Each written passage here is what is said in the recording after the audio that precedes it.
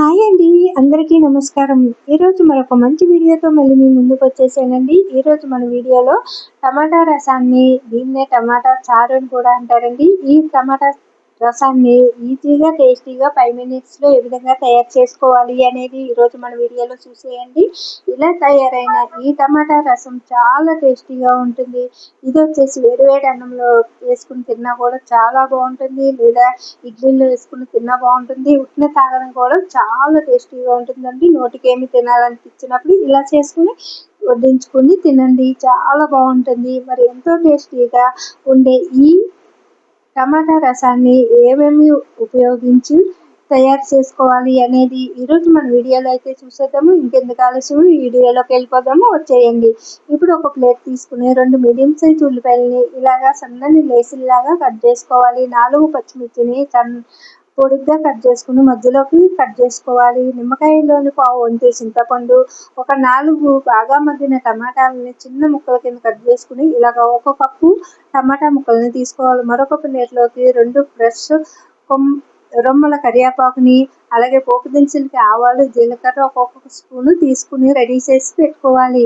ఇప్పుడు తయారు చేసే విధానాన్ని చూసేద్దాం. ముందుగా ఒక కళాయిని స్టవ్ పై పెట్టి స్టవ్ ఆన్ చేసుకుని 2 టేబుల్ స్పూన్లు నూనె వేసి నూనె వీటెక్కిన తర్వాత పచ్చిమిర్చిని, అలాగే ఉల్లిపాయ ముక్కల్ని, కరివేపాకుని, పోపు దినుసుల్ని వేసి కలుపుకుంటూ దూరగా వేపించుకోవాలి. మంట అనేది మీడియంలో పెట్టుకోవాలి. ఇక్కడ చూపిస్తున్న విధంగా చూడండి.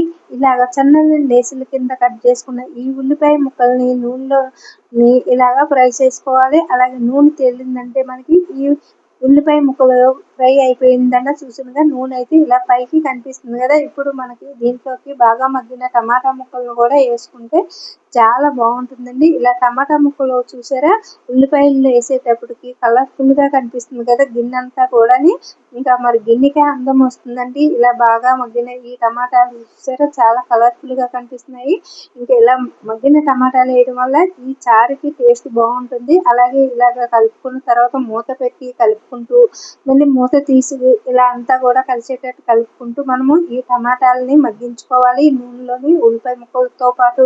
చూడండి, మళ్ళీ కలుపుకున్న తర్వాత మళ్ళీ మూత పెట్టేసుకుందాము. అలాగే మనకి ఈ టమాటా ముక్కలు కూడా బాగా మగ్గి మనకి అంతా రెడీ అయ్యేటంత వరకు ఇలాగే మధ్య మధ్యలో మూత పెడుతూ మళ్ళీ తీసుకుంటూ కలుపుకుంటూ ఉండాలి. ఇక్కడ చూపిస్తున్న విధంగా చూసారా చాలా కలర్ఫుల్గా ఉంది కదా. అలాగే మనకి టమాటాల్లోంచి రసం అయితే ఇలా బయటకు వచ్చింది కదండి. ఇలా మనం కలపడం వల్ల మనకి ఫ్రై అవుతుంది. అలాగే పచ్చి వాసన అనేది లేకుండా మనకి చాలా బాగా ఫ్రై అవుతుందండి. ఇప్పుడు మళ్ళీ ఒకసారి మూత పెట్టి మళ్ళీ కలుపుకుంటూ ఉండాలి. ఇలాగ ఒక 2-3 సార్లు మీ వీలుని బట్టి కలుపుకుంటూ ఫ్రై చేసుకోండి. అలాగే మంట అనేది మీడియంలో మాత్రమే పెట్టుకోండి, హైలో అస్సలు పెట్టద్దు.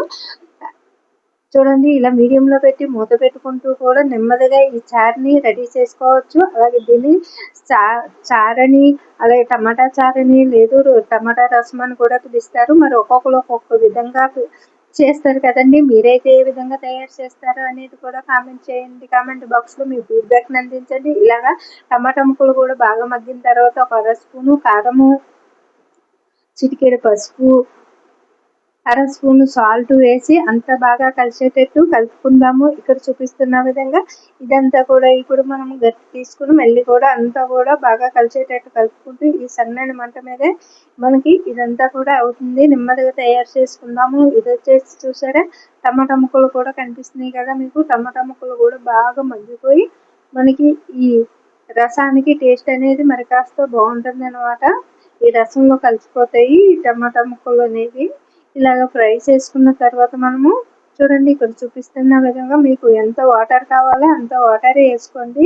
మీ తయారు చేసుకుంటే చారుని బట్టి మీరు ఎక్కువ తక్కువ వేసుకోవాలి అనేది వాటర్ అనేది మీ నిర్ణయం అండి.